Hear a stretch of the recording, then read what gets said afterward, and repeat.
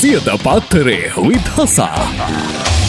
ලංකාදීප පත්තරය අතට ගත්තහම ලංවීම ඈවර කිරීම කල්යයි වන්දි පිට යන්න සිටි සේවකයෝ යලි අසීරුවේ. ලංකා විදුලි බල මණ්ඩලය අහෝසි කිරීම තවදුරටත් කල් දැමීමට සිදුව ඇතැයි එම මණ්ඩල ආරංචි මාර්ග සඳහන් කරයි. තාක්ෂණික ගැටලු, වෘත්තීය සමිතිවල කඹෑදීම, ජාතික විදුලි ගාස්තු ප්‍රතිපත්තිය ඇතුළත් ජාතික විදුලි බල ප්‍රතිපත්තිය සකස් කර ඊට කැබිනට් අනුමැතිය ලබාගත යුතු වීම, මණ්ඩලයේ සියලුම දේපළවල මූලික තක්සේරු වාර්තාව ලබා ගැනීම සහ වෙනත් ගැටලු හේතු එම මණ්ඩලය අහෝසි කිරීම දැනටමත් ප්‍රමාද වී ඇති බවද එම ආරංචි මාර්ග වැඩිදුරටත් සඳහන් කළේය කියලා තමයි තියෙන්නේ. පෙබරවාරි 1 වෙනිදාට මේ අහෝසි කිරීම ඈවර කිරීම අනවුන්ස් කරන්න හිටියේ. හැබැයි දැන් ඒක කල් දාන්න සිද්ධ වෙලා තියෙනවා කියලා තමයි කියන්නේ.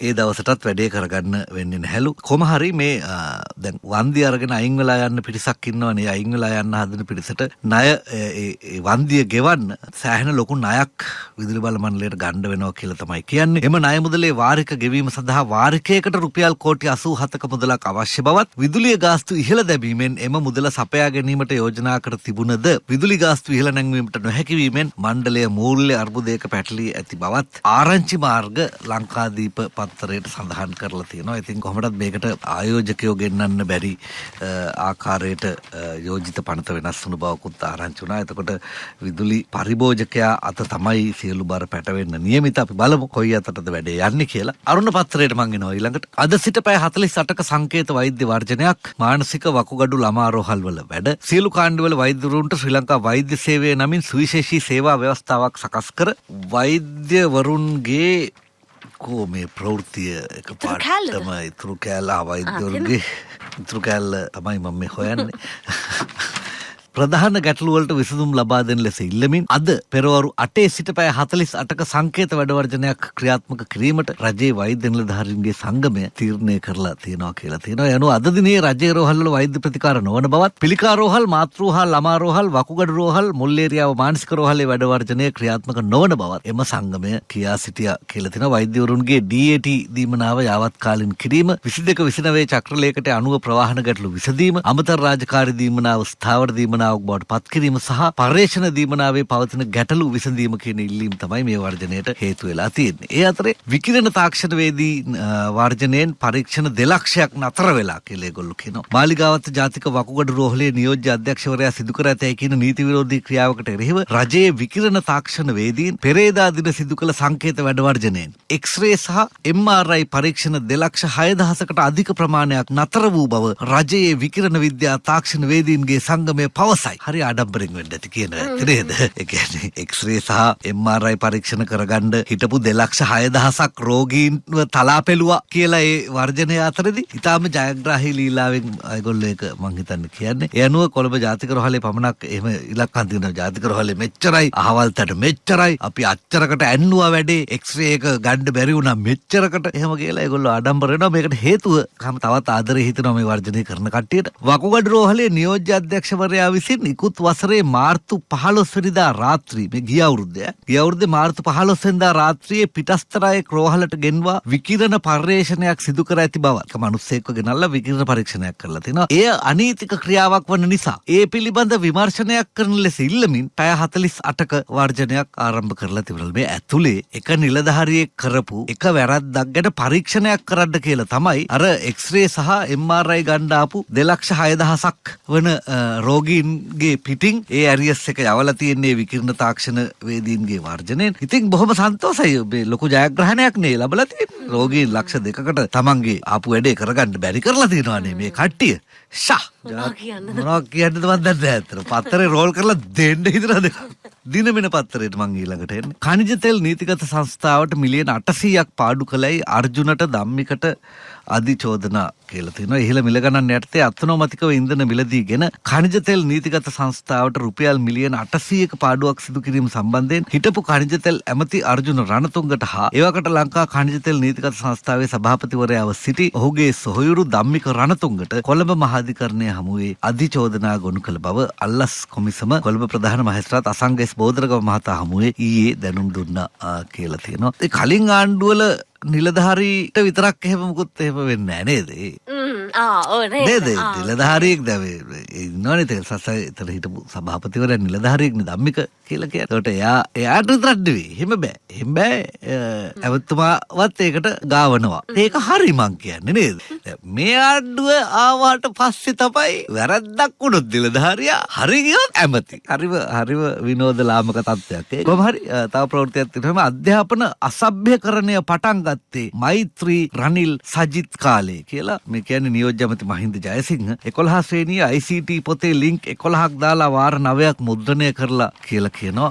මේ කියන්නේ 11 ශ්‍රේණිය ITC පොතේත් අසභ්‍යකරණය කියලා හඳුන්වා දුන්න දේ තිබෙනවා මේ 2015. ඒ කතාව මම දැක්කා. ඒ කියන්නේ බඩි කියන වචනේ තියෙනවා කියලාද ඒ මහත්මයා මේ නියෝජ්‍ය ඇමතිවරයා හිතන් ඉන්නේ. මේ සම්පූර්ණ ප්‍රශ්නේ බඩි කියන වචනේ මොකක් හරි කැත වචනයක්. ඒ වචනේ අප්සෙට් කියලා තමයි මෙතුමා හිතාගෙන ඉන්නේ. නියෝජ්‍ය ඇමතිකමකුත් කරනවා මම දන්නේ කොහොමද ඒක කරන්න කියලා. එතුමා හිතන් ඉන්නේ මේ අධ්‍යාපන ප්‍රතිසංස්කරණය සම්බන්ධයෙන් එන සම්පූර්ණ ගැටලුව මේ බඩි කියන නරක වචනයක් මේකේ ඩොඩියුල් එකේ තිබීම කියලා. අතන බඩි කියන්නේ ඇමතුමා නරක වචනයක් නෙවෙයි. නිකමට Google කරලා බලන්න බඩි කියන්නේ නරක වචනයක් නෙවෙයි කියලා ඔබතුමාට ඉගෙන ගන්න පුළුවන්කම හම්බෙයි. 2000 ඒ කියන්නේ බඩි කියන වචනේ තියෙන ඕන තැනක ඒක අප්සෙට් කියලා ඒක හරිම ලාමකයි නේද? ඒ කියන්නේ පුංචි ළමයෙක්වත් කියන්නේ නැති විදිහේ පුංචි ළමයෙක්වත් කියන්නේ නැති විදිහේ හරිම බාල බොළඳ ලාභ තර්කයක් තමයි මේ ඉදිරිපත් කරන්නේ. කොහොමදත් මේ අධ්‍යාපන ප්‍රතිසංස්කරණය සම්බන්ධයෙන් මේ සභාව කල්තැබීමේ විවාදයක් ක්‍රියාත්මක වෙනවා මේ දිනවල. ඒකෙදි වෙන කතාබහ දැක්කහම විපක්ෂයවත් ආණ්ඩුවවත් කාටවත් මේ ගැන එහෙම මේ බරපතල තැනකින් කතාබහ වෙනවා අපි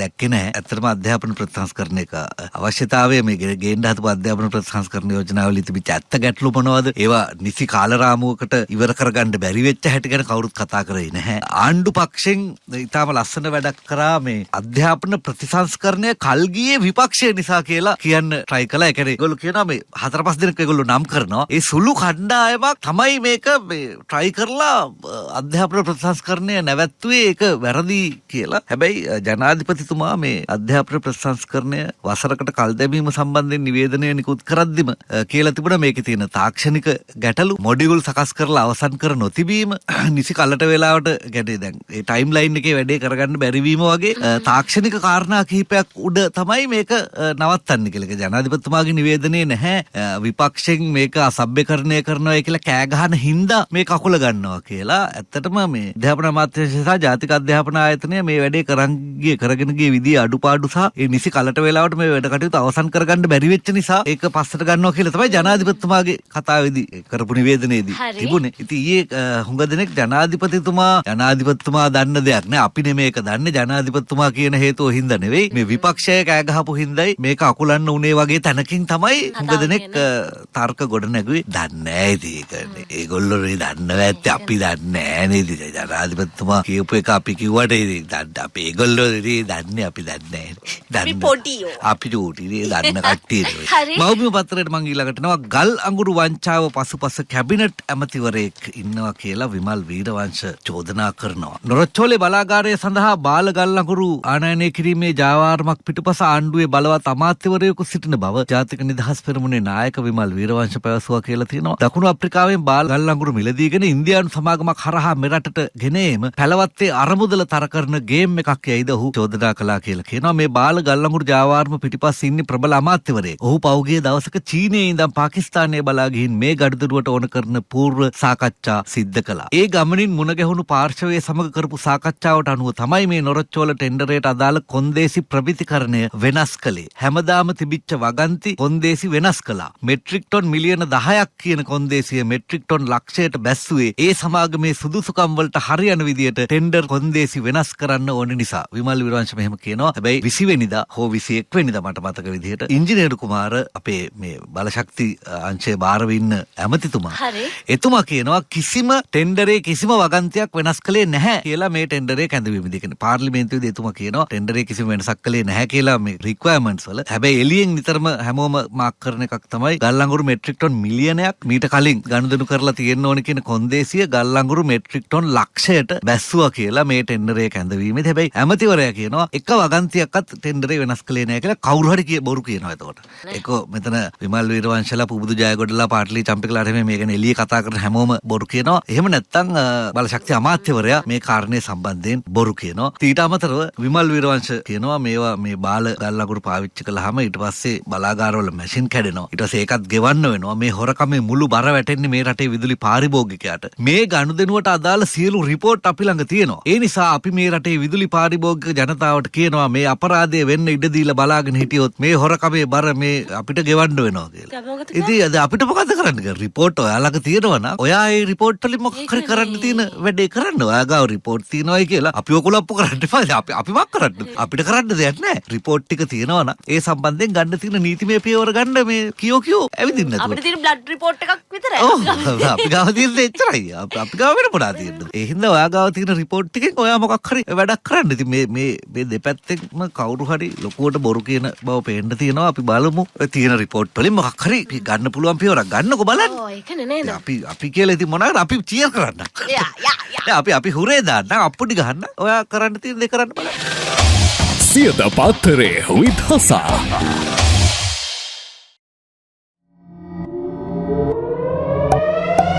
දිනපතා ලෙත වීඩියෝ නරඹන්න ඉහත බටන් එක ක්ලික් කර සියත FM සබ්ස්ක්‍රයිබ් කරන්න.